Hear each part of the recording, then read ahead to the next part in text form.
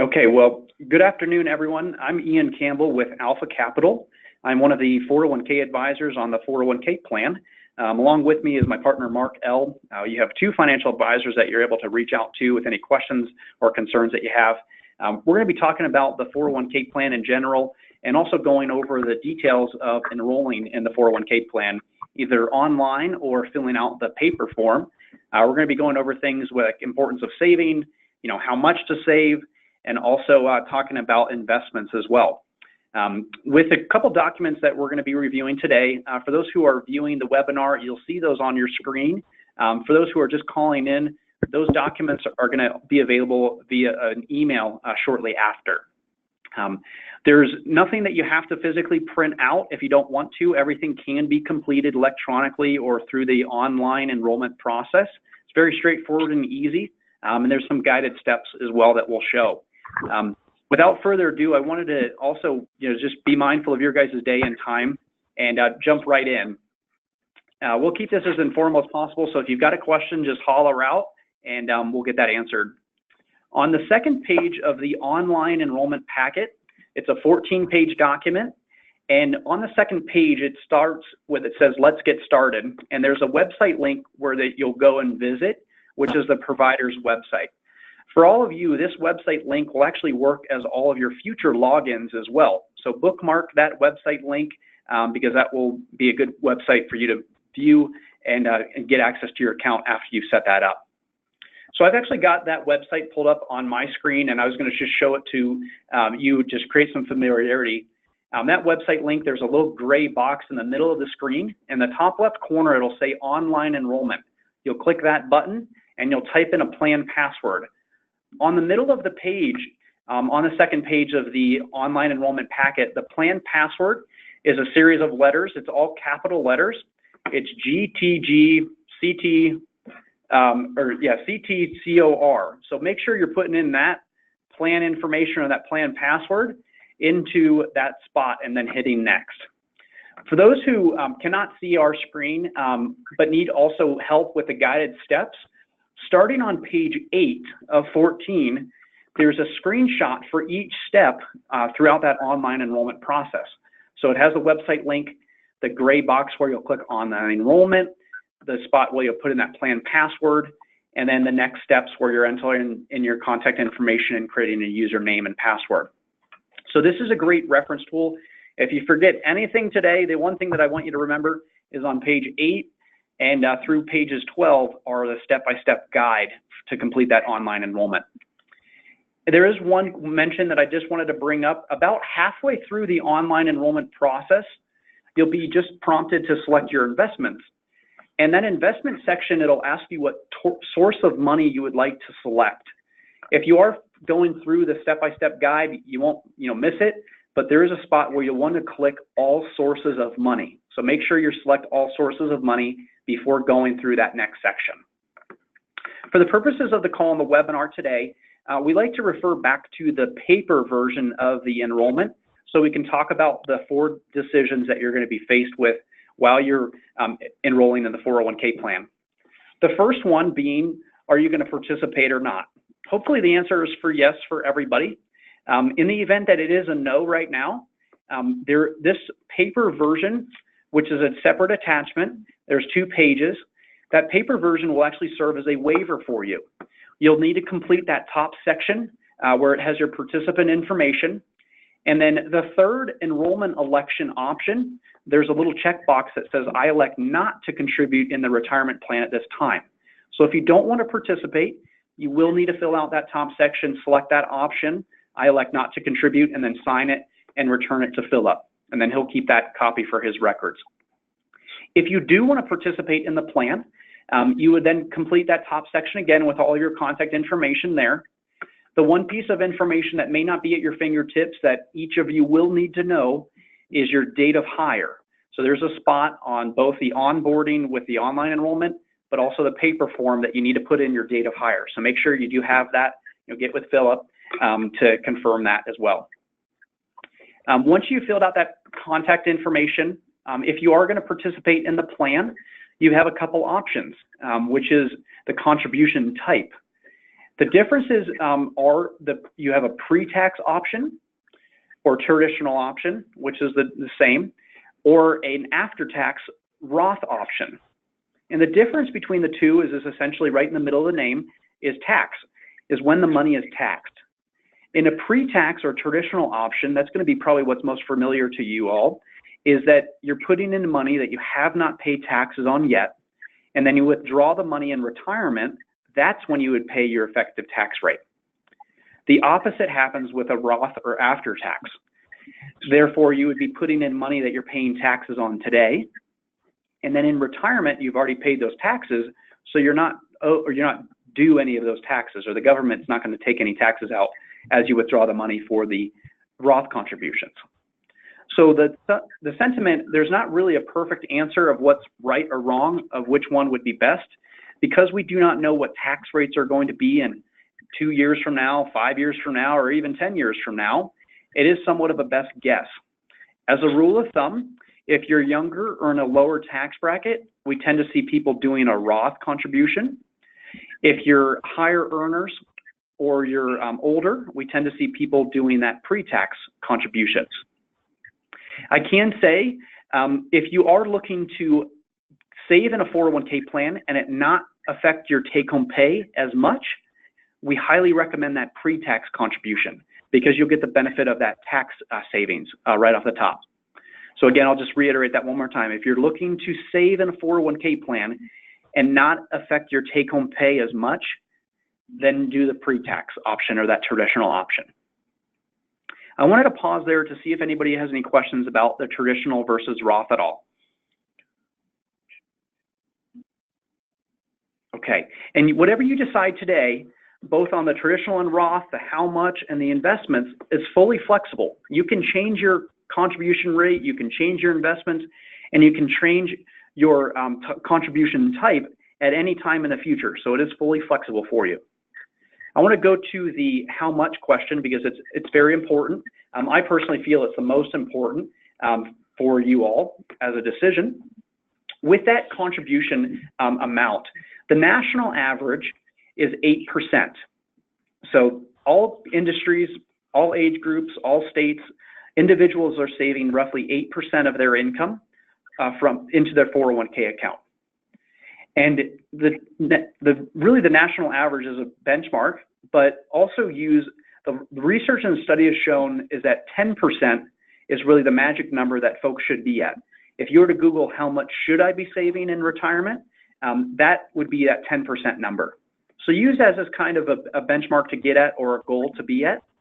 We understand that that might not be in the cards right now for some of you or many of you as well. So starting out at a lower percentage is fine, but definitely consider bumping up that contribution amount by 1% every single year to get up to that number. So go from 5 to say 6. What I also wanted to discuss is the company match that's available to participants that save in their 401k plan or participate. It's what's called a safe harbor match. So this is the company match that we're talking about. It is a calculation, and I'm going to rephrase it a couple different ways. It is 100% on the first 3% that you put in, and then 50% on the next 2% that you put in. So another way to explain it is if you put in 1, the company match will be 1, 2 for 2, 3 for 3. If you put in 4%, the company match would be 3.5. If you put in 5%, the company match would be 4. So the maximum you can get is 4%. If you put in 5, you're going to max out. If you do put in 6, 7, 8, 9, 10, or whatever, you're still going to get that 4%. So it would behoove everybody to at least put in 5% so they get that 4% match. As an example, if you had made a $1,000 paycheck or your gross paycheck's $1,000, that 5% would equate to $50.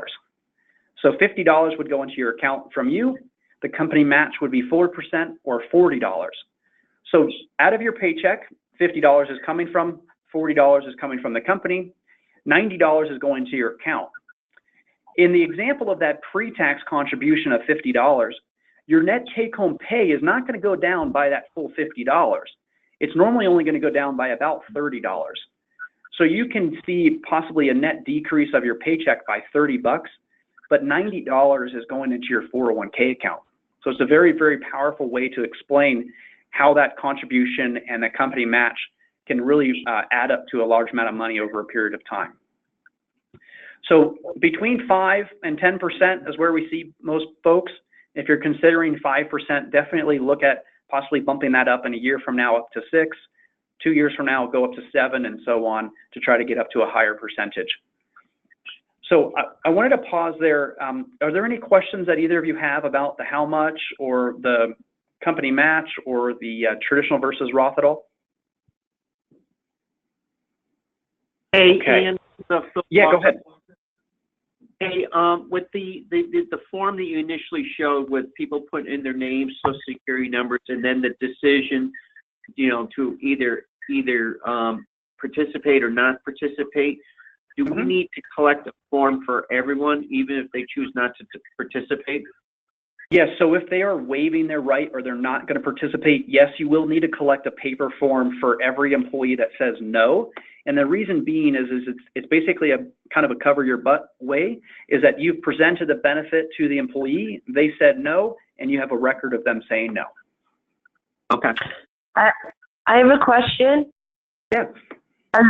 Are these forms going to be sent to the individual employees by yes, email? Yes. And then I'm guessing if you don't have email, Philip will probably have, copies of, paper copies if need be as well. Yeah, I think what we'd end up doing. Who am I speaking with? Linda. Okay. Hi, Linda. I think what Hi, Bill. I'll distribute them to the salon managers, and I'll ask the salon managers to distribute them to the individual stylists. Okay, that'll work for me because I know some of the stylists are saying that they're not getting emails. So if I can have the paper forms, then I'll make sure everybody gets them signed. Okay, thank you. Great. And you're welcome. We've worked with a handful of different salons in the past and still are clients. And one question that comes up normally is that your guys' income. So depending on tips or wages, the money that you're saving in the 401k account or that contribution amount is only going to be the money that goes through payroll. So if the income is coming in the form of cash tips, that's not going to be part of this contribution. So make sure you're evaluating kind of your total income with tips and salary and whatnot as hourly, whatever, as your contribution amount. So if you are, earning say half in tips and half in hourly wages, then be mindful of what you're putting in the total. So this is only going to be on your payroll contribution of what goes through payroll. So I don't know, Philip, if you can speak a little bit more around if tips are included in payroll or if they're outside of payroll or how that works for you guys. Well, Ian, there are two types of tips. There are the cash tips that you mentioned, but there are also credit card tips. So in the case of the credit card tips, the IRS does track them because we pay taxes on them, Eileen and I, as do the stylists. So I would assume those tips would be eligible for the 401k. That's exactly correct. So just to reiterate that, your hourly and then your credit card tips are going to be eligible for this company contributions and your employee contributions, but your cash tips would be outside of that. Okay.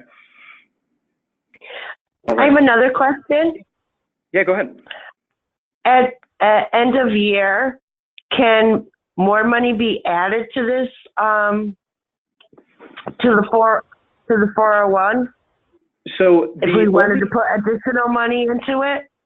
Yeah, so unfortunately with 401k plans, it's not like an IRA where you can transfer it from a bank account into the 401k account. So if you had made extra money and you had it in a savings account, you unfortunately cannot do that. It has to come through payroll. So just from a cash flow standpoint, if you're looking to say save more towards the end of the year, you just want to bump up your contribution. Instead of saving that money, you may go from say 10% up to 50% if you wanted to. So that's just something to consider as a cash flow thing if you wanted to save more towards the end of the year. And we could do that at any time during the year if we wanted to? Correct. Yep. And just want to make sure if you're making that payroll change is that, Philip's aware of that change. Normally, if you're changing it in RPC system, Philip will get an email with that notice that an employee changed their percentage, and he'll make that adjustment in payroll. Oh, okay. Thank you. Linda, I think the other thing, and Ian, confirm this, is that the employees, the stylists, there are 4 times during the year that they can enter into the 401k plan. So it's, if you guys don't get in, this month, then the next time to be able to get in would be April.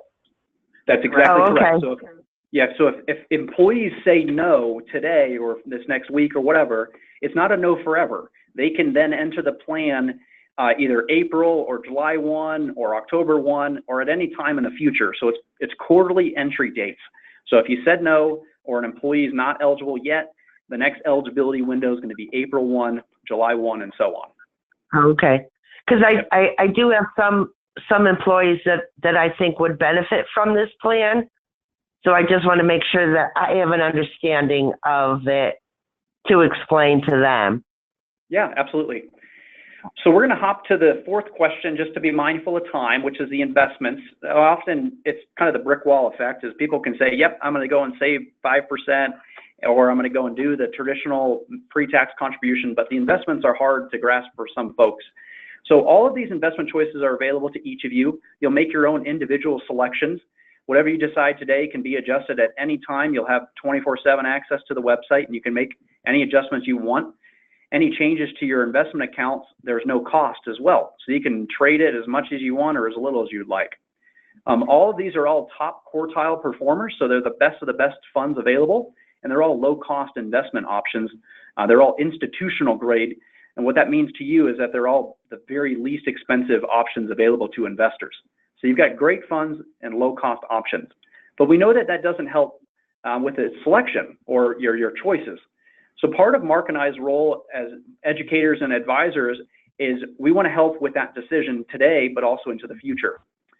So this allocation guide is a 1-page document that will also be included in an email that'll be sent or paper form. This is a scenario, option 1 or option 2 from an investment standpoint. The top larger rectangle that you'll see on this sheet is a list of all the investments, the asset class that they represent, the ticker symbol, and then in the top larger rectangle, there's 5 columns, and it's broken out into a risk tolerance from conservative all the way to aggressive. And the aggressive investor would be somebody that's in their 20s or 30s. And then the moderate aggressive investor would be in their 40s. And then 50s and 60s, we tend to see people in that moderate column or that 50-50 column. And the ask of the individual is if you're going to follow this column, you would just transfer these percentages to that sheet that you just saw previously. You would find that first fund that had that percentage in it, find that fund on the sheet, write in that percentage, go to the next one that has a percentage, and go across the entire list. The ask of the individual is that as we come out with quarterly updates, you will then go online and update your investments to the recommended investment choices. It's again a more of a hands-on approach. If you wanted to be more hands-off, the target date options are going to be best for you. And the target date funds work in the way that you would find out what year it will be when you reach age 65, and that's going to put you into a target date range. And the target date ranges are normally 5 years. It's either like 2046 to 2050 and so on. And you would find that target date range, and that would be your most appropriate investment choice. So you would go 100% into that one fund because it's most appropriate for your age and how long you have until retirement. And the way these work are very similar to those columns above. They're all diversified all inside that one fund. So going and just picking one fund is still a great choice. The blue that I've highlighted on the bottom 4, or the bigger the year, are more aggressive because they're for the younger individual because they're going to retire later. And then the next 4 that are kind of in the middle, they're going to be more in that moderate aggressive column or that second to right column from a comparison. And they're going to be 60 to 70% in equities or stocks. And then as you get closer to the vintage year or the present year, you're going to go and see that it's about a 50-50 portfolio or appropriate for somebody that's nearing retirement.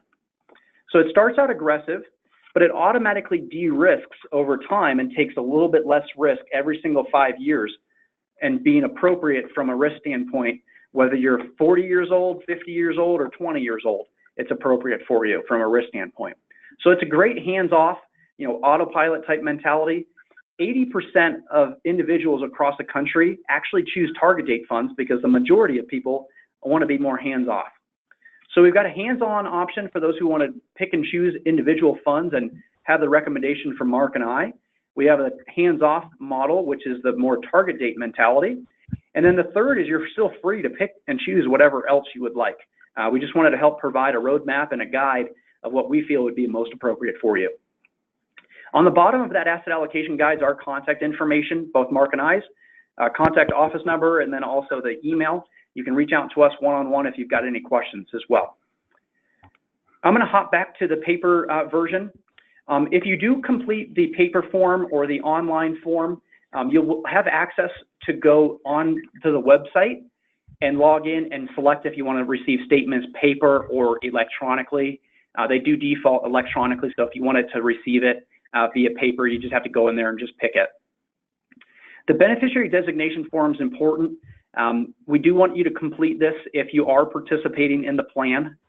The reason is if you pass away, the monies that you've accumulated in the account go to whom you wish. So update this information regularly, make sure it's up to date. You will have access online through the online enrollment to update that or input it, but also you can go onto the website and update that at any time in the future as well. As an example, husband and wife couple with 2 children, the spouse would be listed as primary beneficiary, 2 children would be listed as contingent beneficiaries at 50%, and that would be listed here on those next pages. If you need more beneficiaries than 3, you can complete a second form. If you're doing the online version, you don't need to complete the paper. But if there are individuals that are completing the paper enrollment and actually enrolling, they'll want to complete this paper form as well. Or just remember to go online and complete that later. The next document that I just want to briefly touch on is the account rollover. In the event that you've got an old 401k account from another company or an IRA or another retirement plan that you have at another firm that you'd like to roll over into this new plan, you are eligible to do that. So you can reach out to us or reach out to the provider retirement plan consultant, and they can help with the heavy lifting of transferring those assets and getting that check sent to them. So if that does apply for you, reach out to us. There's actually a dedicated representative at Retirement Plan Consultants that can actually help and be a one-on-one advocate to work on that process as well. So I wanted to pause there and just be mindful of any other questions. Leave a couple minutes here to the half-hour mark if there's any other questions for either of you. We're going to send this email here out shortly to Philip, and he'll get that off via email, and then also paper copies to the managers and the staff there as well. So are there any questions that either of you have at this time? I do have another question. Go ahead. If an employee should leave the company, will they still be able to continue with this plan and contribute? So their payroll will stop.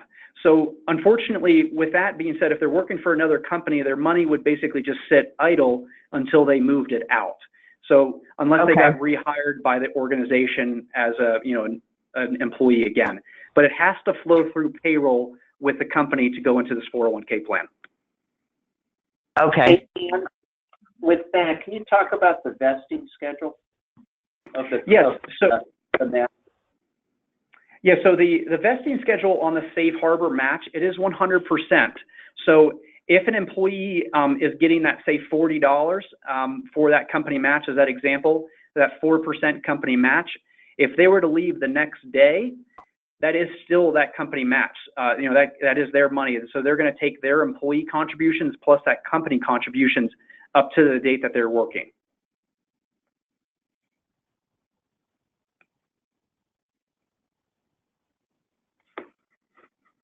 Okay, and I just wanted to be mindful of time. We've got close to the half-hour mark. Again, if there's any questions that either of you have, our contact information's on the bottom of that asset allocation guide. It'll also be in our signature block that will be coming out in the form of an email. Both Mark and I are available to reach out to for us to talk with you guys at all, and you're free to reach out to us and let the employees know if they've got any questions, they can reach out to us. Again, we highly recommend folks do the online enrollment. It's faster, it's more secure, and it's quicker for everybody. So if there are people that are participating, definitely recommend and kind of steer them towards the online enrollment rather than the paper form if possible.